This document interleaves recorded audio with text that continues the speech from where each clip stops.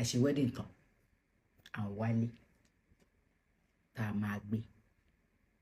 so that a lè kó ní yàrá tó last níbi yàrá ilé bàbá yẹn bẹ́ẹ̀ la máa manage tẹ́lẹ̀ okay làbá wálé àwọn àgbẹ̀ má folúkọ àwọn gbọ́gbà nígbà tá a máa àrílé ní ayọ̀bọ̀ níbi tí gbogbo nǹkan ti ń yọ̀ tó ti ń flẹ́ńjọ̀ fún gbogbo èèyàn ayọ̀bọ̀ to be precise Olúwaga bus stop ní bus stop ilé wa yẹn àwa rìn wọlé sínú kò lè fọ́n nísìnyí ṣùgbọ́n ẹ máa rẹ́rìn ìdí ni pé agbalé yẹn ẹ̀yin èèyàn wa Tọ́pẹ́ Àlàbí lẹ̀ ń wò lójú àwòrán yín yìí òun sọ true life story rẹ̀ bí ó pẹ̀lú ọkọ rẹ̀ èyí tí a ń pè ní Sọjí Àlàbí bí wọ́n ṣe bẹ̀rẹ̀ láti bẹ̀rẹ̀ pẹ̀pẹ̀ bí wọ́n ṣe fẹ́ra wọn bí wọ́n ṣe ìgbéyàwó bí wọ́n ṣe ń ṣe tí wọn ò rí nǹkan jẹ gbogbo rẹ̀ ni Tọ́pẹ́ Àlàbí sọ nínú fọ́nrán yẹn. Ẹ jẹ́ ká gbádùn ọ̀rọ̀ rẹ̀, ẹ jẹ́ ká gbádùn story rẹ̀. content torí pé a fẹ́ gbé face me and face you gbéraga pọ̀ a married man happy marriage yàṣà dáàdi àbágbálẹ̀ èló ní gbogbo ilé yẹn gan-an commission urgency gbogbo ìtàn máa ń kó papọ̀ yẹn táwọn gbogbo ẹ̀ jẹ́ 90,000 àwọn tó pọ̀ ní o owó yẹn pọ̀ 90,000 naira lówó yẹn adẹ̀yà nínú 90,000 yẹn àyà 50k àwa ní 40k up and down bá alájì àwa ní 40k àwa yá 50k sí àwa lọ kó fún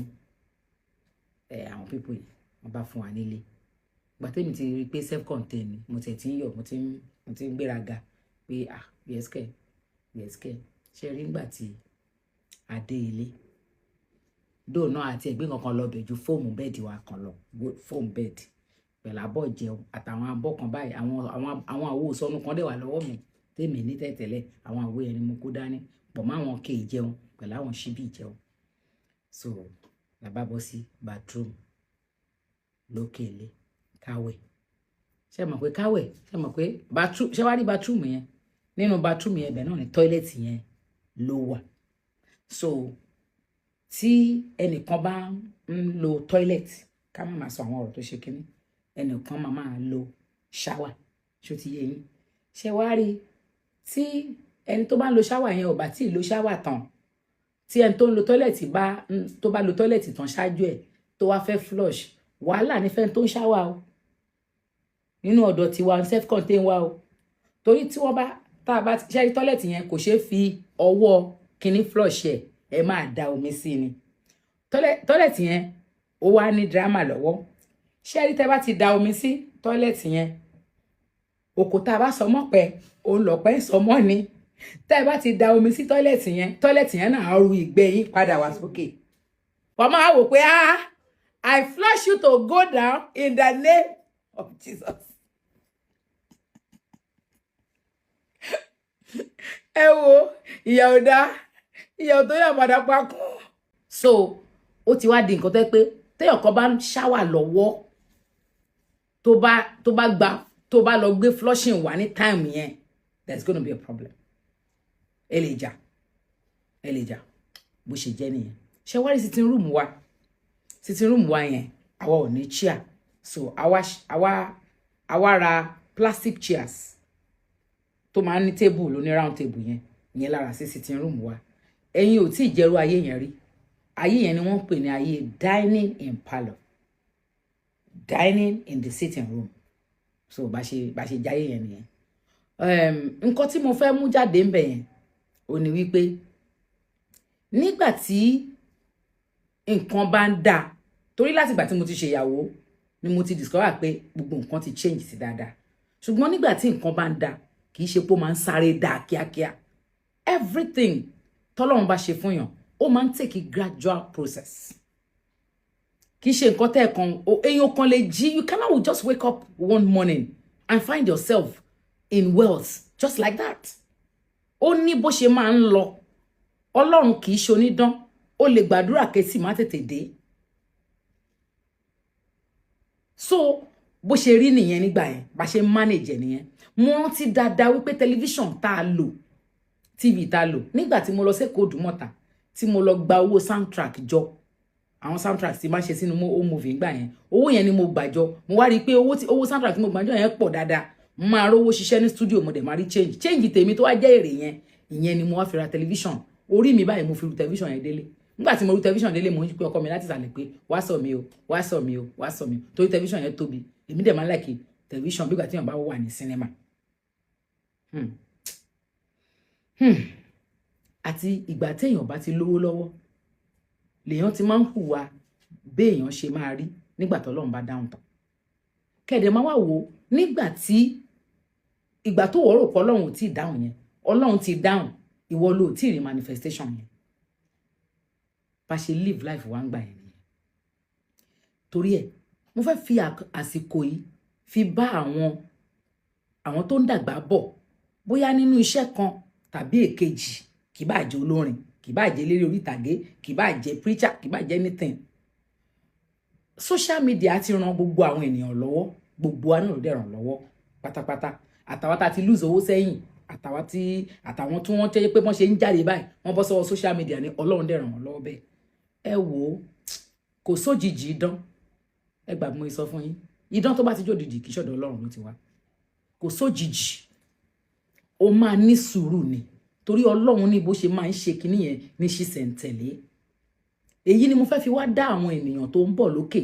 up and coming lójú wípé tó bá ti bẹ̀rẹ̀ tó bá ti ń rí àyípadà rere má sáré jọ ẹlẹ́dàá ẹ lọ torí mo ti rí àyípadà rere ńgbà yẹn tèmi o self contained ta ló ń jẹun tájá ń jùrù náà for crying out loud níbo ni mo ti fẹ́ rí so mo mọ̀ pé àyípadà rere ni mo rántí pastor Ọlọ́run ní mi lò Àjàó pastor Shitu ńgbà yẹn àwọn náà máa ń bá pray tá máa jọ ń pray tá máa jọ ń lọ tá máa jọ ń bọ̀ that man prayed we will pray together we will come to our house in the night kódà nígbà tá tún kúrò mẹ́ta tún lọ sóko feeling this man will come to oko feeling a máa ṣiṣẹ́ òrujọ́ mẹ́ta a máa ṣiṣẹ́ òrujọ́ méjì bá ṣe ń ṣe nìyẹn o lè má sínú Ọlọ́run náà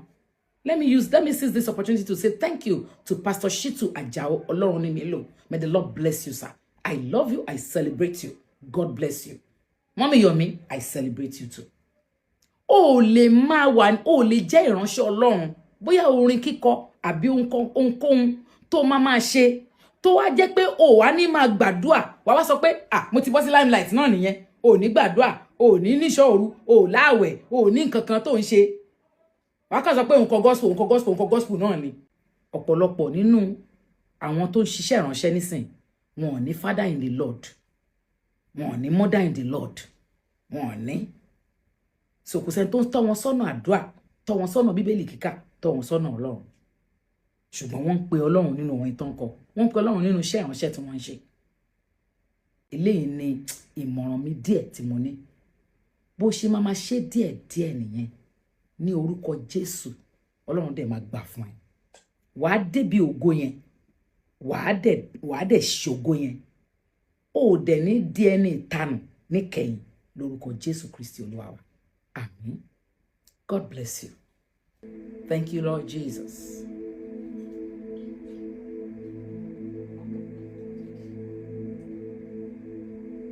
Mo dúpẹ́ ọkàn mi balẹ̀. Mo dúpẹ́ mo yìn ọ́ lógo. Mo dúpẹ́ ọkàn mi balẹ̀. Ara tù mí Olúwa ṣeun. Mo dúpẹ́ ọkàn mi balẹ̀. Mo dúpẹ́ mo yìn ọ́ lógo. Mo dúpẹ́ ọkàn mi balẹ̀. Ara tù mí Olúwa ṣeun. Mi ò sáhìláhìlò mo dúpẹ́ mi ò rìn pákàleke mo ṣọpẹ́.